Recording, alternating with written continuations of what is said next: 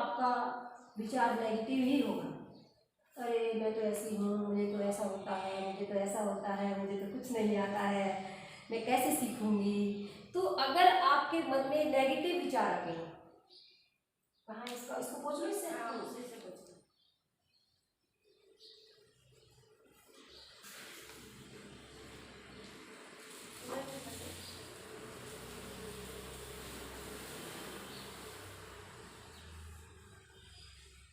अब विचार दो तरह के होते हैं, एक तो सकारात्मक और एक नकारात्मक। अब आपके मन में अगर नकारात्मक विचार है, पहले ही नकारात्मक विचार है कि मैं ऐसी हूँ और वो ऐसी है, तो आपको कोई भी पॉजिटिव नहीं कर सकता। इसीलिए हमारा खुद का विचार पॉजिटिव होना चाहिए। सकारात्मक जब हम सोचने लगेंगे, अरे क्या है, मैं भी सीख लूँगी, मैं भी कर लूँगी, मैं भी बोलना सीखूँगी, ये हौसला जो हमारे अंदर होता है, तभी हम कुछ ना कुछ कर पाते हैं। जैसे कई बार होता है ना कि बहुत सारी ज़्यादातर महिलाओं में ये परेशानियाँ होती हैं कि वो वैसे तो बहुत बोलेंगी, अगर आप उनसे कहोगे तो उनकी चुगलियाँ कर लेंगी, चुगलियाँ कर लेंगे, सब करेंगी, भिखुनियाँ भी ऐसे करती हैं, भिखुनियाँ भी करती हैं। लेकिन अगर कहेंगे बता दो, स्टेज पे आइए, दो शब्द कहिए, चलो यहाँ तो स्टेज नहीं आता, स्टेज पे अरे नहीं बाबा रे नहीं आता, मुझे नहीं आता, क्योंकि उनका मन नेगेटिव है। और जब चुगलियाँ करने बैठते हैं तो फिर हाँ में हाँ मिलाते हैं, हाँ वो ऐसी है, क्योंकि यहाँ आप उसके पीठ पीछे बहुत बात कर रहे हो, इसीलिए आप माहिर हो करने में। और जब आप मंच पे बोलते हो तो वहाँ आपको सच्चाई बोलनी पड़ती है, क्योंकि सब लोग सुनते हैं। एक भी शब्द गलत हो गया तो लोग कहेंगे इसको नहीं आता, इसलिए मन में डर रहता है मेरे से गलत ना निकल जाए, मैं गलत ना कह दूँ। उसके लिए आपको पहले अपने अंदर विश्वास जगाना पड़ेगा कि मैं कर सकती हूँ, और वो तभी हो सकता है जब आपके विचार अच्छे हों, सोचना पड़ेगा। हाँ, आप सकारात्मक सोचें, ठीक है। इसका दो विचार है, एक नकारात्मक, इसी से समझ लीजिए। अगर आप अच्छे विचार सोचेंगे, अच्छा ही व्यवहार करेंगे, अच्छी ही वाणी होगी, अच्छा ही सब कुछ करेंगे, और मन में ही बुरे विचार पनप रहे हैं, तो आपको कोई भी कुछ कह दे, आपके सिर के ऊपर से जाएगा। आपको कोई भी समझा नहीं सकता कि ये बात ऐसे करनी है। उसके बाद में क्या है,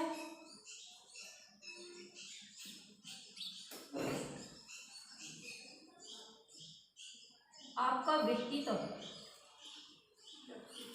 हाँ, कैसा हो, यानी कि पर्सनैलिटी।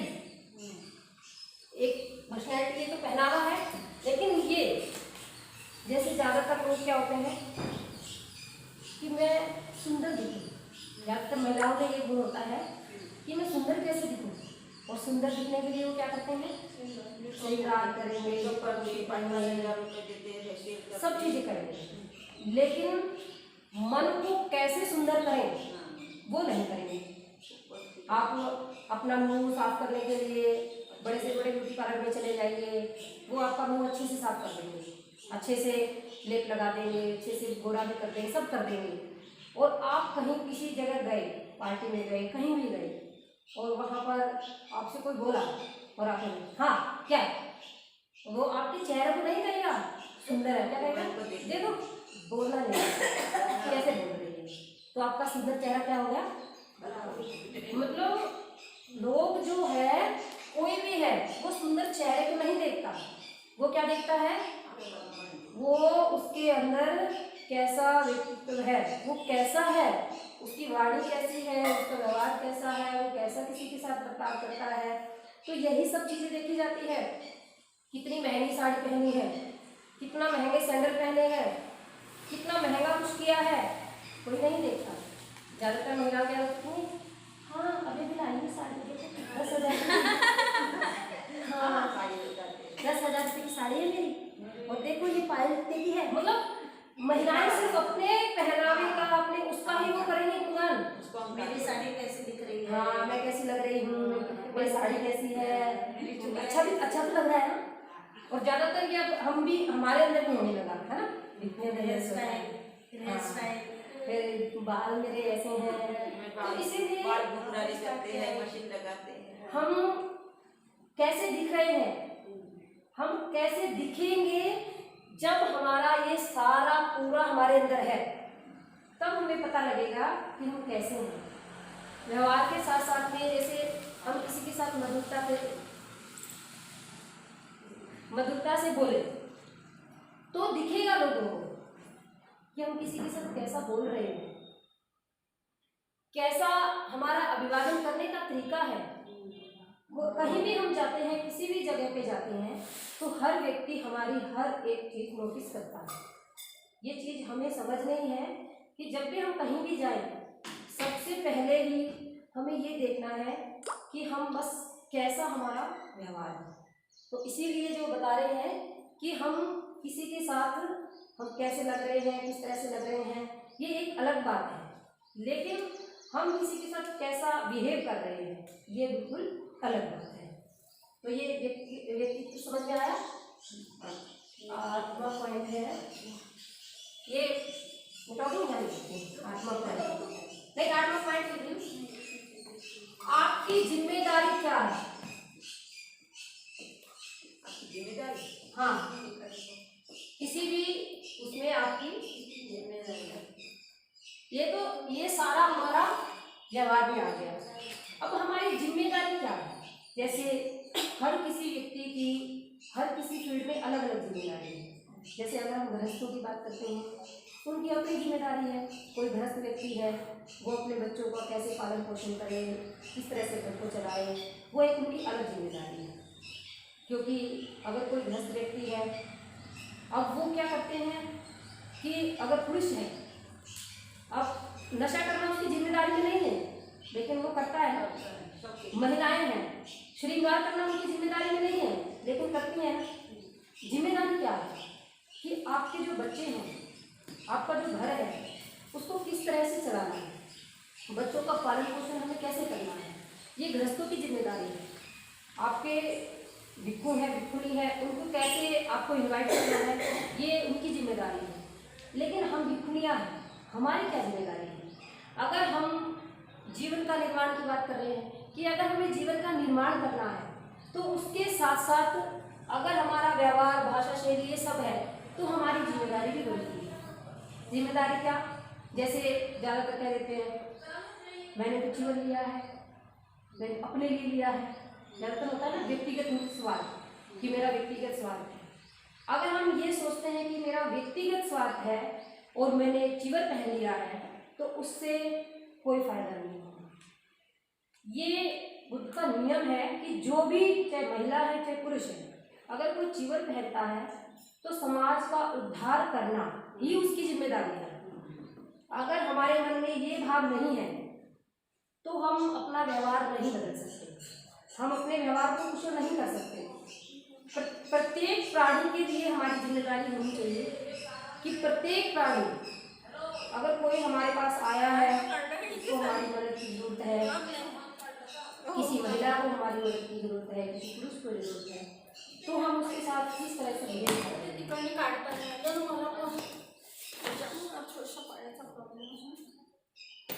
क्लासच्या वेळ झाला कानाला म्हणते जे नेऊन देऊ थांबा थांबा हो एक मिनिट आली वो वाजता खडे नागदंबिनी घ्या बघा ना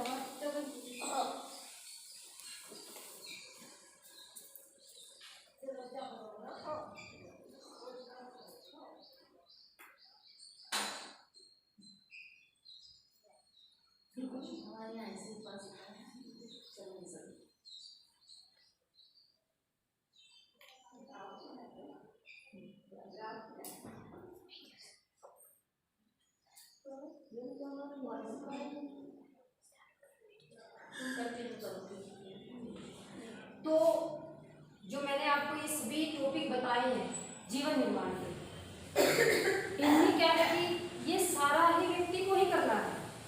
प्रत्येक व्यक्ति स्वयं बदलना पड़ेगा, भाषा शैली उसको स्वयं बदलनी पड़ेगी, अभिवादन वगैरह ये सब उनको स्वयं करना पड़ेगा। इसमें ये नहीं है कि ऐसी परंपरा है, ऐसा ये है, इसके तहत होगा। ये कैसे होगा? जैसे अभी मैंने आपको बताया कि आप अध्ययन करेंगे, जो मैंने पहले बताया था कि बुद्ध और उनके धर्म का अध्ययन करना है, उसको पढ़ना है, समझना है। अगर आपको समझ में नहीं आता तो आपको किसी ऐसे से समझना है जो आपको समझा सके। जैसे गुरु की जरूरत क्यों पड़ती है? अगर आपको व्यवहार कुशल करना है तो आपको गुरु की जरूरत है। कहते हैं ना, जैसे गुरु होगा ऐसे ही चेले होंगे। तो अगर हमारा गुरु अच्छा है तो हमारा व्यवहार अपने आप अच्छा होता चला जाएगा, लेकिन उसके लिए भी हमें खुद प्रयास करना है, हमें खुद ही सीखना है। अगर धर्म को सीखना है तो सबसे पहले हमें इन चीज़ों पे काम करना पड़ेगा, हमें अपने व्यवहार में चेंज करना पड़ेगा। जैसे इसमें एक रह गया स्वभाव, तीसरे नंबर से जाता हूँ। व्यवहार तो हमारा दूसरों के प्रति है, लेकिन स्वभाव क्या है? व्यवहार तो वो है कि जो हम दूसरों के साथ करते हैं। हाँ, व्यवहार जो हम दूसरों के साथ करते हैं, और स्वभाव क्या है कि हमारा अपना स्वभाव है। जैसे हम कहते हैं ना, ये तो मेरी आदत है। जैसे किसी को बात बात पे गुस्सा हो गया, कोई बात बात पे, किसी को आदत होती है बात बात पे गाली देने की, किसी को आदत होती है बात बात पे ऐसे करने की, जो भी बुरी आदतें होती हैं उनको हम क्या कहते हैं कि ये तो मेरा स्वभाव है, ये तो मेरी आदत है। तो अगर हमारा स्वभाव बुरा है, यानी कि अच्छा नहीं है, किसी को आदत है, मुझे तो ज़्यादा भीड़ पसंद नहीं है, ऐसा करते हैं ना कुछ लोग कि मैं ज़्यादा भीड़ में नहीं रह सकती, मैं ज़्यादा भीड़ में नहीं सो सकती, मैं तो थोड़ा सा ऐसा करूँ तो मुझे ऐसे हो जाता है। तो जो हमने अपने आप स्वभाव बनाया होगा, ये स्वभाव जैसे निरंतर सब चीज़ें परिवर्तनशील है, ऐसे ही आपका स्वभाव भी परिवर्तनशील है। आप निरंतर अपने स्वभाव को बदल सकते हो, निरंतर बदल सकते हो। जैसे स्वभाव को बदलने के लिए बताइए, आप क्लास लेंगे क्या करते हैं? अच्छा, तो स्वभाव को बदलने के लिए एक छोटी सी कहानी है, बंदी जी रहते हैं, मैं सुनाना चाहूँगी कि हम अपने स्वभाव को कैसे बदल सकते हैं। कि एक मगरमच्छ था और एक कछुआ, कछुआ देखा ना आप लोगों ने, जो उसमें छपा होता है, हाँ, और एक मगरमच्छ था। अब कछुए को नदी पार करनी थी, नदी होती है ना, नदी, कछुए, हाँ, उसको मगरमच्छ नदी में रहता है, कछुआ बिच्छू, एक बिच्छू था, एक मगरमच्छ था। ये है बिच्छू और मगरमच्छ, बिच्छू और मगरमच्छ, हाँ। इसमें वीडियो चल कर रही है, वही हो गई, बिच्छू और मगरमच्छ, ये बीच में नदी है। बिच्छू को नदी के इस किनारे से उस किनारे पे जाना था। अब बिच्छू नदी में नहीं तैर सकता, तो बिच्छू ने सोचा कि मैं नदी कैसे पार करूं। तभी नदी में से मगरमच्छ आया बाहर किनारे पे, तो बोला कि हे बिच्छू भाई, तुम क्यों ऐसे उदास बैठे हो? वो कहने लगा कि हे मगरमच्छ भाई, मुझे इस किनारे से उस किनारे पे जाना है और मैं तैर नहीं सकता हूँ, मैं कैसे जाऊँ? मगरमच्छ ने कहा कि इतनी सी बात, चलो मैं तुम्हें छोड़ देता हूँ। तो वो मगरमच्छ की पीठ पे बैठा और दोनों नदी पार कर रहे थे। तो थोड़ी सी दूर गए। अब बिच्छू का क्या स्वभाव है? बिच्छू का स्वभाव है डंक मारने वाला, काटने का। तो उसने मगरमच्छ को डंक मारा, काटा। मगरमच्छ ने कहा कि हे बिच्छू भाई, तुमने डंक क्यों मारा? हाँ, बिच्छू ने कहा कि मेरा स्वभाव है, मैं क्या करूं, मेरे से रहा नहीं जाता, मेरा स्वभाव है डंक मारना। मगरमच्छ ने कहा चलो ठीक है, लेकिन अब आगे मत मारना, क्योंकि मैं तुम्हें नदी पार करा रहा हूँ। फिर थोड़ी सी दूर गए, फिर बिच्छू का तो स्वभाव है, वही कहते हैं स्वभाव की बात है, मेरा तो स्वभाव है, कुछ भी कर लो, मुझे तो करना ही नहीं काम। फिर उसने डंक मारा। बिच्छू ने फिर कहा भाई अब डंक क्यों मारा? कहने लगा स्वभाव है, क्या करूं, बदलता नहीं। फिर उसने कहा चलो कोई बात नहीं। फिर थोड़ा सा नदी के बीच में चले गए। जब बीच में पहुंचे तब फिर उसने डंक मारा। फिर मगरमच्छ ने कहा देख बिच्छू भाई, अगर तेरा स्वभाव ढंग मारना है तो मेरा भी स्वभाव है। क्या लगा? आपका स्वभाव, मेरा स्वभाव है नदी में डूब जाना, और अब मैं तुम्हें लेकर नदी में डूब रहा हूँ। बिच्छू चिल्लाया, अरे नहीं नहीं नहीं, मैं डूब जाऊंगा, मैं मर जाऊंगा, ऐसा कैसे कर सकते हो आप, आपने तो मुझे नदी पार करवानी थी। तो कहने लगे कि अगर आपने अपना स्वभाव नहीं बदला तो मैं डूब ही जाऊंगा। कि नहीं नहीं नहीं नहीं, ऊपर आओ ऊपर आओ, डूबना नहीं है, डूबना नहीं है। तो बिच्छू उसने कहा, मगरमच्छ ने, तो सुनो, आप दोनों चीजों में से एक चीज चुनो, आपको अपना जीवन बचाना है या अपना स्वभाव बनाए रखना है। मगरमच्छ ने कहा, बिच्छू ने कहा, नहीं भाई, अगर जीवन ही नहीं रहेगा तो मैं स्वभाव का क्या करूंगा? अगर मेरा जीवन ही खत्म हो गया तो स्वभाव तो जीवन के साथ ही चला जाएगा। नहीं, अब मैं डंक नहीं मारूंगा। तो मगरमच्छ ने कहा, तो अगर आप जीवन को बचाना चाहते हो तो आपको अपने इस स्वभाव को मारना पड़ेगा। आपको ये जो स्वभाव है आपका डंक मारने का, इस स्वभाव को मारोगे तो ही आपका जीवन बचेगा। तब उसने उनसे ये बात कही। तब बिच्छू ने कहा, ठीक है भाई, मैं अपना ये स्वभाव मारता हूँ। क्यों? क्योंकि मौत सामने थी। जब मौत सामने होती है तो अच्छे अच्छों के स्वभाव बदल जाते हैं। जब मौत सामने आई तो बिच्छू ने अपना स्वभाव बदला, और फिर उसने कहा, ठीक है, अब मैं डंक नहीं मारूंगा। फिर मगरमच्छ ने कहा, तो ठीक है। तो फिर उसने उसको नदी पार करा दी। अब इससे हमें क्या शिक्षा मिलती है? हम भी यही कहते हैं, जैसे आप किसी शराबी से कहोगे, बहुत सब शराबियों को सभी कहते हैं, नशा करने वाले को, भाई जीवन खत्म हो जाएगा, मत नशा करो। वो क्या कहेगा? तुम्हारे पैसे की पीता हूँ, तुम्हें क्या तकलीफ है, मुझे तो पीनी है, मेरे पैसे से पीता हूँ, मैं कमाता हूँ। क्यों? क्योंकि उसको नहीं पता है, जो उसका स्वभाव बन गया है उससे उसका जीवन नष्ट हो रहा है। ऐसे ही अगर हम महिलाओं की बात करते हैं, महिलाओं से कहेंगे कि तुम्हारा स्वभाव ऐसा है, बदल लो। किसी से भी कहेंगे तुम्हारा स्वभाव ऐसा है, बदल लो, क्या कहेंगे? तुम्हें क्या लेना मेरे स्वभाव से, अपना देखो, मुझे मत कहो। क्यों? क्योंकि कोई भी अपना स्वभाव नहीं बदलना चाहता, चाहे जीवन भले ही खतरे में पड़ जाए। और जीवन इसीलिए खतरे में पड़ता है क्योंकि हम अपना स्वभाव नहीं बदलते। जिस दिन हम अपना स्वभाव बदल लेंगे, हमें लगेगा कि नहीं, ये आदत कोई बड़ी थोड़ा है, छोड़ देंगे, कोई दिक्कत नहीं है। अगर कोई हमसे कहता है कि आपकी आदत बुरी है, उसको छोड़ो, तो हमें उस पर तुरंत विचार करना चाहिए कि क्या वाकई में मेरी इस आदत से दूसरे को तकलीफ हो रही है, क्या वाकई में दूसरा परेशान हो रहा है मेरी इस आदत से। तो हमें उस आदत पे विचार करके उसको छोड़ना चाहिए। जब हमारा ये स्वभाव बन जाएगा बदलने का, तो हम अपने जीवन के साथ साथ बहुत सारे लोगों का जीवन बचाएंगे। तो इसीलिए स्वभाव की ज़्यादा क्या है, जीवन की नीति है। अगर हमें जीवन को बचाना है तो स्वभाव को बदलना पड़ेगा।